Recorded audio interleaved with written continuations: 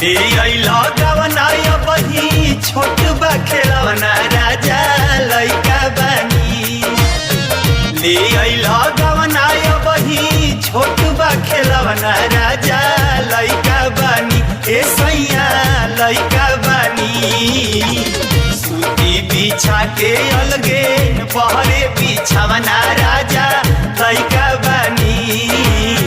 सूती बिछा के कुछ दिन बहरे बिछावना राजा लइका